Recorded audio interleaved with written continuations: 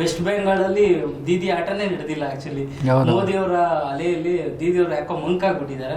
ಹೆಂಗಿದೆ ಸರ್ ಈಗ ಇತಿಹಾಸ ಇದರಲ್ಲಿ? ಹೆಚ್ಚು ಕಡಿಮೆ 188 ಸೀಟು ಆಗ ನಾನು ನೋಡಿದಾಗ ಬಿಜೆಪಿ ಮುನ್ನಡೆ ಸಾಧಿಸಿರುವಂಥದ್ದು 188 ಸೀಟು. ಅಂದರೆ ಒಂದು 100 ಸೀಟ್ಗಿಂತ ಕಡಿಮೆ ಇದು TMC ತೆಗೆದುಕೊಂಡಿರೋದು 100 ಸೀಟ್ಗಿಂತ ಕಡಿಮೆ ತಗೊಂಡಿದೆ. ಅಂದರೆ ಈ ಮಟ್ಟಿನ ಒಂದು ಹಿನ್ನಡೆಯನ್ನು ಬಹುಶಃ TMC ಕೂಡ ಗೆಸ್ ಮಾಡಿರಲಿಕ್ಕಿಲ್ಲ. TMCಗೆ ಒಂದು ಅಂದಾಜಿತ್ತು, ತುಂಬ ನನಗೆ ಕಷ್ಟ ಆಗುತ್ತೆ, ಗೆಲ್ಲೋದು ಕಷ್ಟ ಆಗುತ್ತೆ, ಅದಕ್ಕೋಸ್ಕರ ಸರ್ಕಸ್ ಮಾಡಬೇಕಾಗತ್ತೆ ಅಂತೆಲ್ಲ ಅಂದಾಜು ಮಾಡಿರ್ಬೋದು. ಆದರೆ ಹೆಚ್ಚು ಕಡಿಮೆ 200 ಸೀಟ್ವರೆಗೂ BJP ಗೆಲ್ಲುತ್ತೆ ಅಂತ ಅವ್ರು ಖಂಡಿತ ಅಂದಾಜು ಮಾಡಿರಲಿಕ್ಕಿಲ್ಲ. ಇದಕ್ಕೆ ಬಹಳ ಕಾರಣಗಳಿದೆ. ಒಂದು ಪಶ್ಚಿಮ ಬಂಗಾಳದಲ್ಲಿ ಅದು ಯಾವಾಗಲೂ ಬಾಂಗ್ಲಾದೇಶಕ್ಕೆ ಅಂಟ್ಕೊಂಡಿರುವಂತಹ ವಲಸಿಗರ ಸಮಸ್ಯೆ ಇದೆ. ಬಾಂಗ್ಲಾ ವಲಸಿಗರು ಒಳಗೆ ನುಗ್ತಾರೆ. ಅವರನ್ನು ತಡೀಲಿಕ್ಕೆ BSF ಗಡಿಯಲ್ಲಿದ್ದರೂ ಅದಕ್ಕೆ BSFಗೆ ಒಂದು 10 ಕಿಲೋಮೀಟ್ರ್ ಏನು ಅಷ್ಟು ಮಾತ್ರ ಅವರ ವ್ಯಾಪ್ತಿ ಇರುತ್ತೆ. ಅವರು ಅಕಸ್ಮಾತ್ ನುಸುಳ್ಕೊಂಡು ಒಳಗೆ ಬಂದಿದ್ದಾರೆ ಅಂತ BSF ಗೊತ್ತಾದ್ರೂ ಒಳಗೆ ಹೋಗಿ ಹಳ್ಳಿಗಳಲ್ಲಿ ಅವ್ರನ್ನ ಹಿಡೀಲಿಕ್ಕೆ ಆಗ್ತಾಯಿಲ್ಲ. ಅದಕ್ಕೆ ಅಲ್ಲಿನ ಪೊಲೀಸರು ಸಹಕಾರ ಕೊಡ್ತಾಯಿಲ್ಲ, ಅಲ್ಲಿನ ಸರ್ಕಾರ ಸಹಕಾರ ಕೊಡ್ತಾಯಿಲ್ಲ. ಇವೆಲ್ಲ ಕಾರಣಗಳು, ಇವೆಲ್ಲ ಆರೋಪಗಳು ಕೇಳಿಬಂದಿದ್ದು.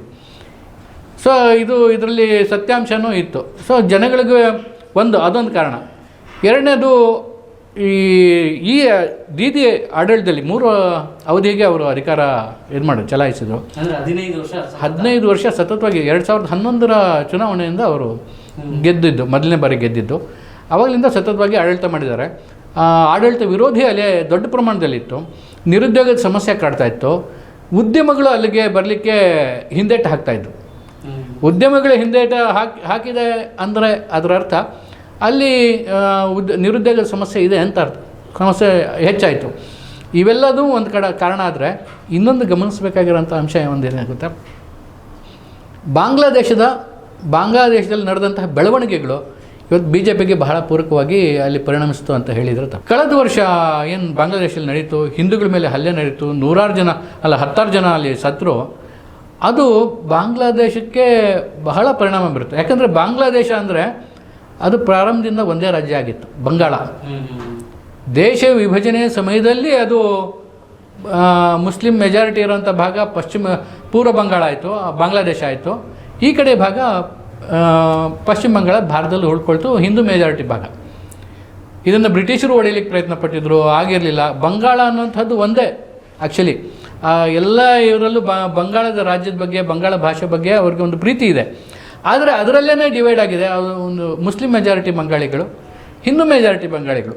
ಸೊ ಹೀಗಾಗಿ ಅಲ್ಲಿ ಏನೇ ಆದರೂ ಅದರ ಪರಿಣಾಮ ಇದ್ರ ಮೇಲಾಗುತ್ತೆ, ಇಲ್ಲೇನೇ ಆದರೂ ಇದ್ರ ಪರಿಣಾಮ ಅದ್ರ ಮೇಲಾಗುತ್ತೆ. ಅಷ್ಟರ ಮಟ್ಟಿಗೆ ಅವ್ರ ನಡುವೆ ಇನ್ನೂ ಬಾಂಧವ್ಯ ಹಾಗೆ ಉಳ್ಕೊಂಡಿದೆ. ಕಳೆದ ವರ್ಷದ ಗಲಾಟೆಗಳಲ್ಲಿ ಹಿಂದೂಗಳ ಮೇಲೆ ನಡೆದಂಥ ದೌರ್ಜನ್ಯ ಇಲ್ಲಿನ ಹಿಂದೂಗಳ ಮೇಲೆ, ಪಶ್ಚಿಮ ಬಂಗಾಳದ ಹಿಂದೂಗಳ ಮೇಲೆ ಭಾರಿ ಪರಿಣಾಮ ಬೀರಿದೆ. ಅವರೆಲ್ಲ ಈ ಸಲ ಮೆಜಾರಿಟಿ ಸಂಖ್ಯೆಯಲ್ಲಿ ಬಂದು ವೋಟ್ ಹಾಕಿದ್ದಾರೆ. ಭಾರಿ ಪ್ರಮಾಣದಲ್ಲಿ ಮತದಾನ ಆಗಿದೆ. ಹಿಂದೆ ರೆಕಾರ್ಡ್ ಅಂತಂದರೆ ಪಶ್ಚಿಮ ಬಂಗಾಳದಲ್ಲಿ ಈ 50 ವರ್ಷದಲ್ಲಿ ಅಥವಾ ಸ್ವಾತಂತ್ರ್ಯ ಬಂದ ನಂತರ ಇಷ್ಟರ ಮಟ್ಟಿಗೆ ಯಾವತ್ತೂ ಮತದಾನ ಆಗಿರಲಿಲ್ಲ. 93 ಮೊದಲನೇ ಹಂತದಲ್ಲಿ 93% ದಾಟಿದೆ 152 ಕ್ಷೇತ್ರದಲ್ಲಿ. ಎರಡನೇ ಹಂತದ ಮತದಾನ 142 ಕ್ಷೇತ್ರಗಳಲ್ಲಿ ನಡೀತು, ಅದರಲ್ಲಿ 92% ದಾಟಿದೆ. ಅಂದರೆ ಇಷ್ಟು ಮತದಾನ ಸ್ವಾತಂತ್ರ್ಯ ಬಂದ ನಂತರನೇ ಆಗಿರಲಿಲ್ಲ. ಅಷ್ಟು ಕಾರಣ ಆಯಿತು. ಅದಕ್ಕೆ ಒಂದು ಕಾರಣ SIR ಮತಪಟ್ಟಿ ಪರಿಷ್ಕರಣೆ ಮಾಡಿ 90 ಲಕ್ಷ ಜನನ ತೆಗೆದುಹಾಕಿದ್ರು ಮತಪಟ್ಟಿಯಿಂದ.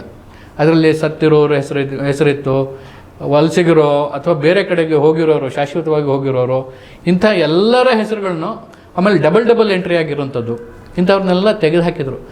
ಅದರ ಪರಿಣಾಮ ವೋಟಿಂಗ್ ಪರ್ಸೆಂಟೇಜಲ್ಲಿ ಜಾಸ್ತಿ ಆಯಿತು. ಅದೊಂದೇ ಅಲ್ಲ ಆಗಿದ್ದು. ಈ ಬಾಂಗ್ಲಾದೇಶದ ಇದಾಯ್ತಲ್ಲ ಬೆಳವಣಿಗೆಗಳು, ಆ ಹಿನ್ನೆಲೆಯಲ್ಲಿ ಹಿಂದೂಗಳು ಭಾರಿ ಪ್ರಮಾಣದಲ್ಲಿ ವೋಟ್ ಹಾಕಿದರು. ಸಾಮಾನ್ಯವಾಗಿ ಮುಸ್ಲಿಮರ ಮತದಾನ ಕಳೆದ ಬಾರಿ 95%ವರೆಗೂ ಆಗಿತ್ತು ಅಂತ ಒಂದು ಅಂದಾಜು.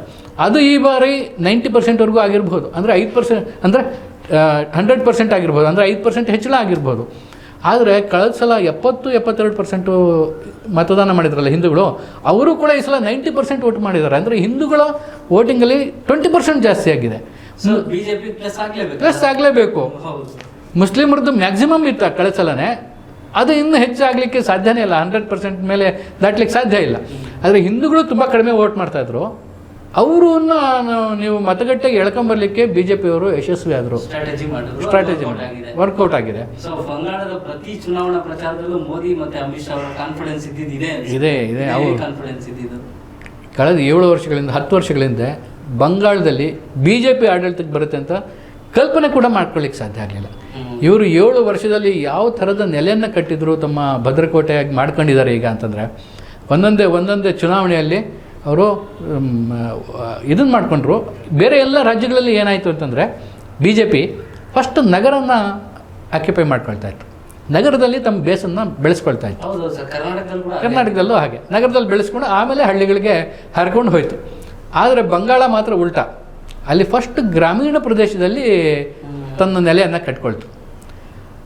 ಅವ್ರಿಗೆ ಕಳೆದ ಚುನಾವಣೆಯಲ್ಲಿ ಕೂಡ ಕಲ್ಕತ್ತಾದಲ್ಲಿ ಒಂದು ಸ್ಥಾನನೂ ಬಂದಿರಲಿಲ್ಲ.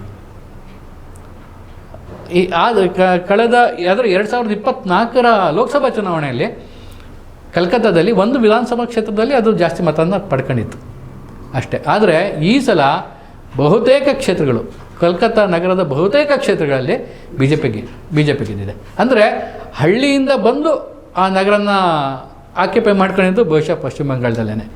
ಸೊ ಅಲ್ಲಿ ಇನ್ನೂ ಅಂದರೆ ವಲಸಿಗರ ಪ್ರಾಬ್ಲಮ್ ಇದೆ, ಆಮೇಲೆ ಬೇರೆ ಅನೇಕ ಸಮಸ್ಯೆಗಳಿಂದಾಗಿ ಅದು ಗೆದ್ದಿದೆ. ಹಿಂದೂ ಕ್ಷೇತ್ರಗಳಲ್ಲಿ ಮಾತ್ರ ಅಲ್ಲ, ಪಶ್ಚಿಮ ಬಂಗಾಳದಲ್ಲಿ 43 ಕ್ಷೇತ್ರ ಮುಸ್ಲಿಂ ಬಹುಸಂಖ್ಯಾತ ಕ್ಷೇತ್ರಗಳಿದೆ. ಅದು ಕಳೆದ ಸಲದಲ್ಲಿ ಸಂಪೂರ್ಣ TMC ಪರವಾಗಿತ್ತು. ಆದರೆ ಈ ಬಾರಿ ಆ 43 ಕ್ಷೇತ್ರಗಳ ಪೈಕಿ 30 ಕ್ಷೇತ್ರ ಅದರಲ್ಲಿ TMC ತಗೊಂಡಿದೆ, 12 ಕ್ಷೇತ್ರ BJP ತಗೊಂಡಿದೆ. ಈ 12 ಕ್ಷೇತ್ರ ಅಂದರೆ ಮುಸ್ಲಿಮರು ಕೂಡ BJPಗೆ ವೋಟ್ ಹಾಕಿದ್ದಾರೆ ಅಂತ ಆಯ್ತು ಈ ಸಲ. ಅಂದರೆ 43 ಬಹುಸಂಖ್ಯಾತ ಮುಸ್ಲಿಂ ಕ್ಷೇತ್ರಗಳು, ಮುಸ್ಲಿಂ ಬಹುಸಂಖ್ಯಾತ ಇರುವಂಥ ಕ್ಷೇತ್ರಗಳು, ಅದರಲ್ಲಿ 12 ಕ್ಷೇತ್ರದಲ್ಲಿ BJP ಲೀಡಿಂಗ್ನಲ್ಲಿದೆ ಈಗ. ಆದರೆ ಇನ್ನೂ ಅಂತಿಮ ರಿಸಲ್ಟ್ ಬಂದಾಗ ಏನಾಗುತ್ತೆ ಅಂತ ಗೊತ್ತಿಲ್ಲ. ಸರ್, ಪಶ್ಚಿಮ ಬಂಗಾಳದ ಮತದಾರರು ಬದಲಾವಣೆಯನ್ನು ಬಯಸಿ ಈ ಸಲ ನಾವು ಸರ್ಕಾರ ಬದಲಾಯಿಸಬೇಕು, ಖಂಡಿತ BJPಗೆ ಕೈ ಹಿಡಿದಿರ್ಬೋದು. ಹೌದು. ಅಲ್ಲಿ ಮೊದಲು ಪಶ್ಚಿಮ ಬಂಗಾಳ ಯಾವಾಗಲೂ ಒಪ್ಕೊಂಡ್ರೆ ಒಬ್ಬರನ್ನೇ ಒಪ್ಕೊಳ್ಳುತ್ತೆ. ಅಲ್ಲಿ 22 ವರ್ಷ ಕಾಲ ಜ್ಯೋತಿ ಬಸು ಆಡಳಿತ, ದಾಖಲೆ. ಅದಾದ ನಂತರ 15 ವರ್ಷ ಮಮತಾ ಬ್ಯಾನರ್ಜಿ. ಓಟ್ ಕೊಟ್ಟರೆ ಒಬ್ಬರಿಗೆ ಕೊಡ್ತಾರೆ ಅವರು. ಸೊ ಅವ್ರದ್ದು ಮುಗೀತು. ಮುಂದೆ ಯಾರು? ಬೇರೆ ಯಾರೂ ಇಲ್ಲ ಸದ್ಯಕ್ಕೆ. ಕಾಂಗ್ರೆಸ್ಸು ಹಿಂದೆ ಇತ್ತು, ಯಾವುದು 77ಕ್ಕೆ ಮೊದಲು, 77ಕ್ಕೆ ಈಗ ಬಂದಿದ್ದು. ಸೊ ಕಾಂಗ್ರೆಸ್ಸು ಆವಾಗಲೇ ಹೋಯಿತು 77ರಲ್ಲಿ. ಸೊ ಈಗ ಇನ್ನು ಕಾಂಗ್ರೆಸ್ಸು ಇಲ್ಲ. ಈಗ BJPಗೆ ಜನ ಓಟ್ ಹಾಕಿದರು. ಯಾವಾಗಲೂ ಹೊಸಬ್ರನ್ನ ಆಯ್ಕೆ ಮಾಡ್ಕೊಳ್ತಾ ಹೋಗ್ತಾ ಇದ್ದಾರೆ. ಬಂಗಾಳದ ಪ್ಯಾಟ್ರನ್ ನೋಡಿದರೆ 1 ಸಲ 2 ಸಲ 3 ಸಲ ಅಥವಾ 4 ಸಲನೂ ಅವರು ಅವಕಾಶ ಕೊಡ್ತಾರೆ, ಆಮೇಲೆ ಹೊಸಬ್ರೇ ಅಲ್ಲಿ. ಆದರೆ ಅದುವರೆಗೂ ನೀವೇನಾದರೂ ಗಟ್ಟಿ ಮಾಡ್ಕೊಂಡ್ರೆ ಗಟ್ಟಿಯಾಗಿರ್ಬೋದು. ಸೊ ವೆಸ್ಟ್ ಬೆಂಗಾಲ್ ಚಿತ್ರಣ ಇದು ಈ ಸಲ ಒಂದು ಹೊಸ ಇತಿಹಾಸನೇ ಸೃಷ್ಟಿಯಾಗಿದೆ.